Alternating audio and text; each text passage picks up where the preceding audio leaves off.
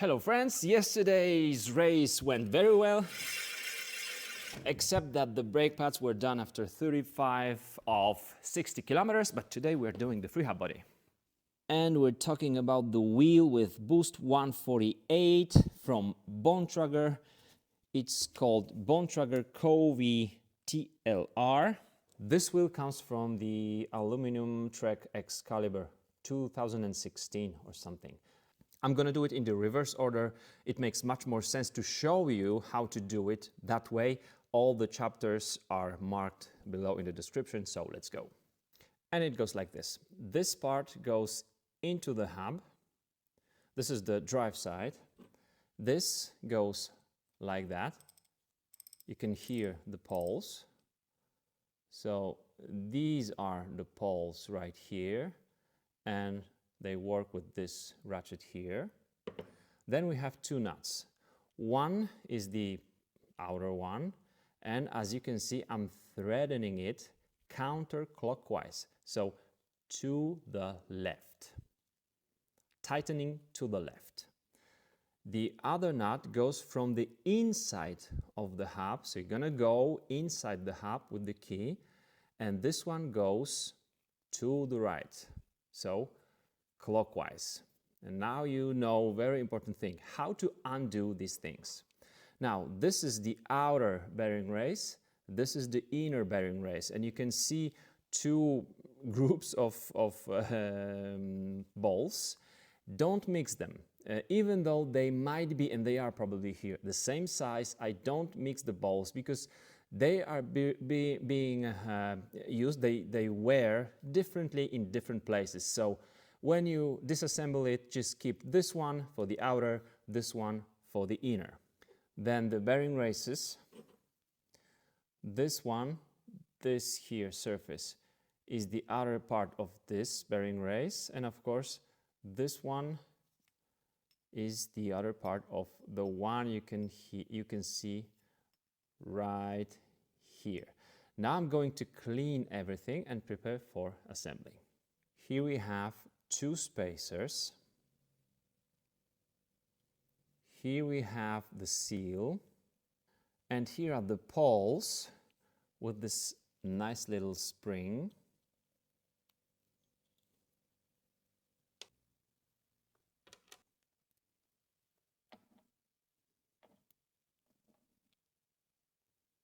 Ready for cleaning. Everything clean and degreased, just don't lose any parts, otherwise it's very easy. Here we have our three pawls. This is the upper part of the pawl. This goes towards the freehub body. As you can see, they look different on both sides. This is the outer side. This is the side we want to see when we assemble everything. For assembling the pawls, you use either a thick oil or a thin grease. You need to be careful with the grease because you want those pawls to move. The pawls will sit right here, not here, right here, and right here. You will also see the wear on these places. We also want this ring to move freely. And now we assemble clean pawls.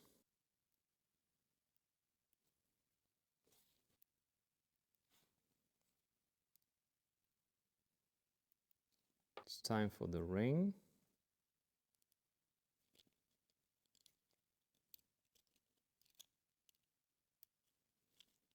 Make sure everything sits well.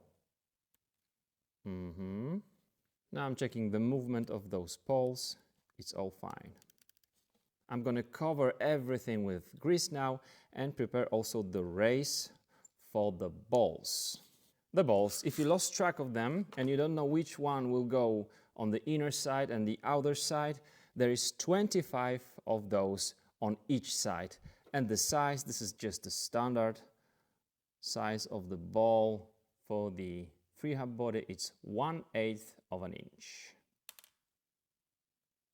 This grease will keep the balls in place when we assemble everything. Let's put the balls in place. It's also the good moment to put this seal in place. It will also help us with the balls. Okay, this is the drive side, this is the non-drive side or the inner side. This lip goes from the inner side. This is the outer side.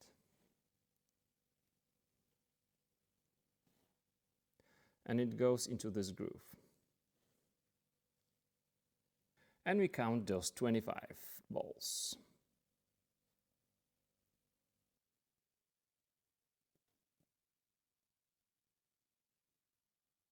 And so that we don't forget about these two spacers, I'm going to put some grease on them and put them in place. Some more grease.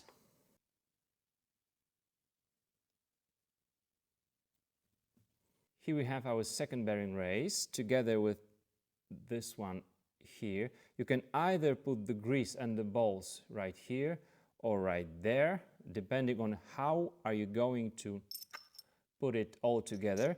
I'm going to put the grease on the freehub body side. Just like that.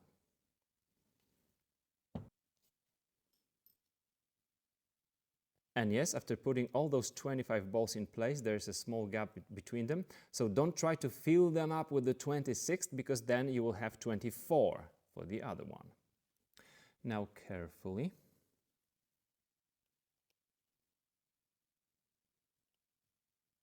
When you cover those balls with the grease, you probably don't need to put it here also, but I do. Same here, probably you would not have to put the grease right here also, but there was so much water coming into this freehub body, there's some rust, so I want the grease to be the sealant, and I know this won't be too much for the pawls. This will still work nicely. Very important thing, before putting those two parts together, make sure all balls are on the bearing race in its place, because when one will stick out, it won't let you put everything together. Then you disassemble it again, and since you have the grease here, it will stick everywhere. Those balls will just be messed up, and you're gonna have to do everything once again. So be quite precise here.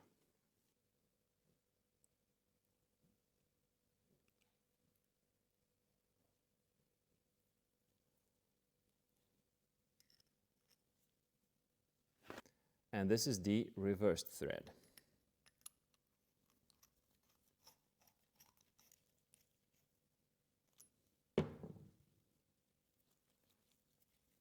Oh yeah. And we're ready to put the freehub body into the hub. Easy. And this is the aforementioned nut, which goes from the inside. And for this we need 14 millimeters Allen key. This goes clockwise on this side, of course. For this we need such a tool. Of course, if you have some really low budget or very old hub, you can try without using this. You can try using the hammer and the screwdriver, but it's not recommended, of course. This goes to the left, so counterclockwise. Now, because this was an old one, or at least it was very difficult to remove, even with this original tool, I had to use a tool, a press, for the bearings. How did I do it? So that's the important point. If you're going to do it, I would have to use this to keep my tool in place. I'm not going to do it all the way. You see the principle, right? So this would go off when I was trying to remove the nut, and this thing would keep it in place, and then I use the wrench and it worked beautifully. Now we have two bearings, the smaller one and the larger one. The smaller one goes on the drive side with the blue side or seal on the outer side. At least it was like that. And then the larger one, orange, to the outer side. Goes like this. A little bit of water was coming inside the hub on the inside of both bearings, so I'm going to put a little bit of grease here.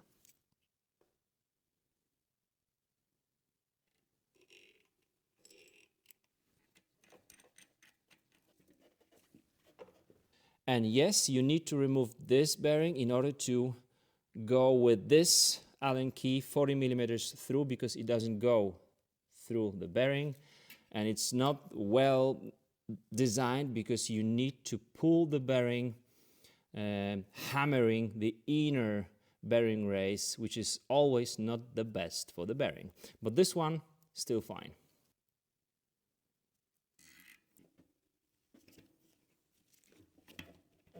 Okay, then the question is, how did I remove both bearings? By using the puller. You put this inside, then it opens up like this, pulling by the inner bearing race, and then you use this to hammer it out of it. Of course, you can use a screwdriver if you plan to remove and replace the bearing anyway. If you don't plan to replace the bearing, you would easily damage the seal or even some inside of the hub by hammering it. The drive side, you want to have this nut already tightened, like this, the seal.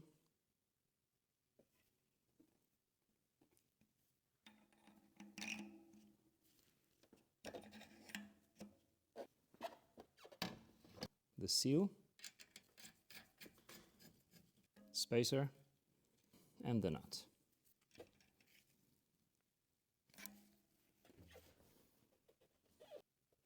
Done.